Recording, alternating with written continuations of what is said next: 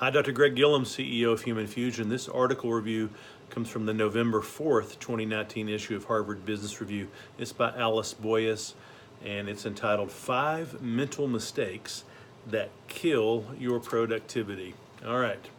So research shows that only 1 out of 4 people actually go home at the end of the day thinking, I actually got some things done today. I actually accomplished what I set out to accomplish. 25%. That's not good. It's very common to feel very busy during the day and yet feel like we've not really accomplished that much that's important type of work, right? All right.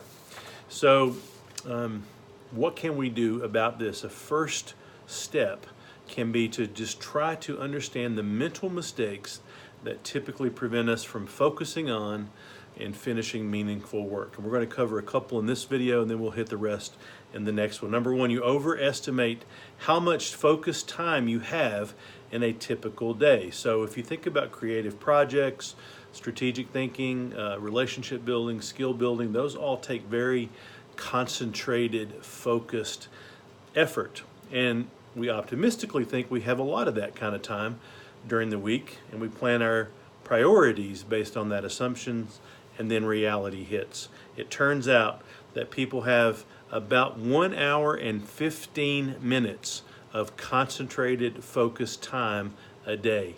That's it. 70 minutes, 75 towards the high end. So that's very, very little time. So number 1, let's just acknowledge that we have very limited focus time, right?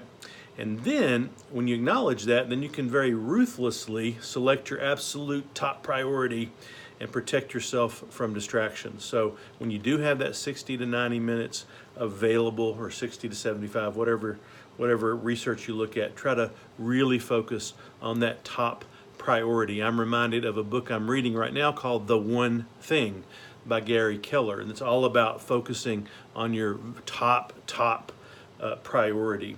Now, obviously, scheduling in all of the other to-dos that you have in slots where it makes a lot of sense to do them. For instance, I listen to TED Talks every single day, at least one, but I schedule it during my commute time, or if I don't have any driving to do that day between offices or between clients, I'll do it in the morning when I'm walking or exercising. So I sort of proactively plan when I have that 18 minutes that I can listen to a TED Talk. Okay, so that's number 1. Number 2, you overlook proven sustainable methods that seem boring or too simple. Right? It seems like there's a plethora of productivity tools out there.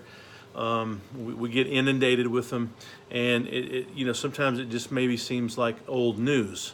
And we're looking for that magic bullet. We're looking for that secret, decipherable code that only we know, and yet we're probably not going to find it.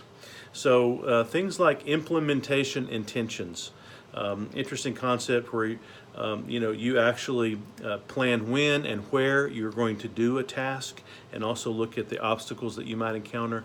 It drastically increases the likelihood that you're actually follow through on that task. Shrinking the number of decisions that you make per day increases your willpower and decreases mental fatigue. The power of the next action. I could go 5 or 6 videos deep talking about David Allen's system of the next action. It is brilliant because it is so simple. If you need to know more information about the next action, let me know. So again, we don't like to see ourselves as being like everybody else. We want to be different, we want to be unique, and yet that is one of the biggest traps in productivity. Boring, easy, proven to work things is where you want to be. If you want to get creative, think inside the box there and get better at creatively applying those simple ideas rather than searching for complex, obscure ones. We'll cover some more in the next video. If you like management-related videos like this, please subscribe to Human Fusion, hit the like button, share it broadly, and we'll keep you up to date on all the latest trends that are affecting you as a manager and your management practice.